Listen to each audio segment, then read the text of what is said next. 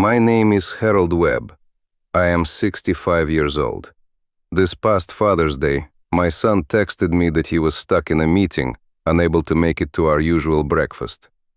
10 minutes later, I looked out the diner window and saw him raising a champagne glass with his father-in-law, laughing across the street like two men celebrating something I was never meant to know about.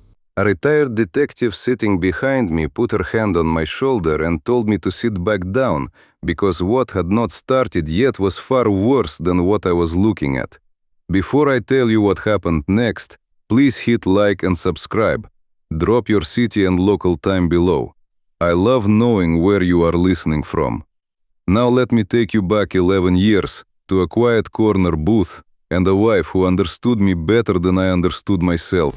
For 11 years, every Sunday morning, my wife Sylvia and I sat in the same corner booth at Miller's Diner in Millbrook, the same view out the window toward the old hardware store, the smell of bacon grease and fresh coffee soaked into the walls over decades. She ordered black coffee and a blueberry muffin, always pushed half of it toward me even though I pretended I did not want it.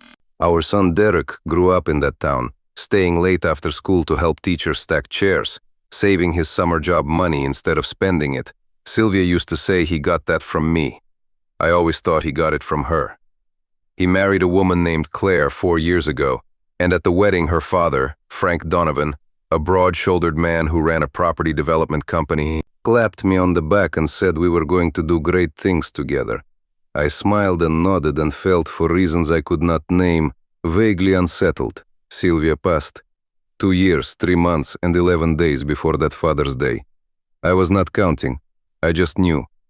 I still went to that booth every Sunday, ordered the same coffee, sat in the same seat, trying very hard to make Sunday morning still feel like Sunday morning. That Father's Day morning, my phone buzzed at 9:47 with a message from Derek, stuck in a meeting with a business partner. Sorry, I can't make breakfast. Love you. I smiled the way you do when your son sends a message like that. Then looked out the window and saw him directly across the street at Meridian Grill, leaning back with a champagne glass in his hand, laughing with Frank Donovan, like two men who had already agreed on something and were simply enjoying the fact of it. I started to rise from the booth, a hand pressed firmly on my shoulder. Carol Simmons, a woman I had known since high school, now a detective with Millbrook PD, told me she had been watching Frank Donovan for months over financial irregularities in a property deal and had not expected to see my son with him. What hasn't started yet is much worse than what you're looking at, she said, and told me to go home, look through Derek's things, document what I found, and call her before doing anything else. That is the exact kind of sentence a man does not forget. I drove home the long way that afternoon, telling myself there was probably a reasonable explanation, almost convincing myself, almost. Derek arrived that evening with dinner from our usual Italian place, warm and easy as always, hugging me at the door and apologizing again for missing breakfast.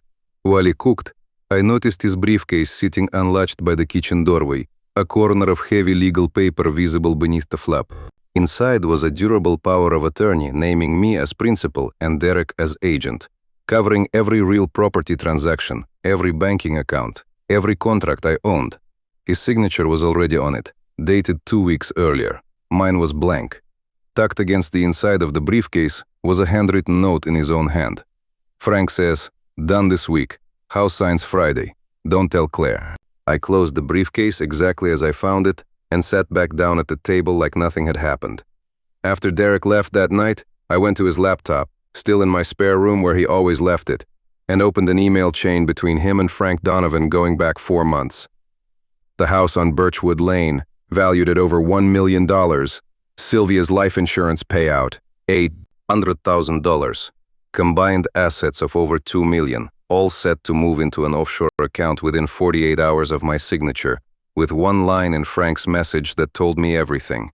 Keep the visits consistent.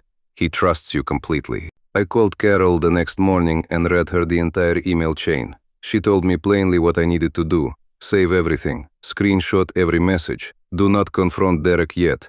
And let her build the financial fraud case against Frank Donovan properly. With my cooperation as the key witness who had not yet signed anything, Derek called twice that week, warm and easy as ever, asking when he could bring the power of attorney by for my signature. I told him, I'll think about it, and let the silence between us stretch just long enough for him to fill it with reassurance instead of suspicion.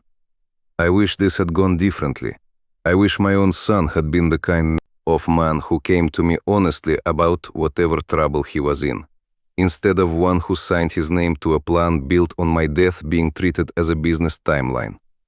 But wishes do not undo 4 months of a fraud already in motion. The truth does.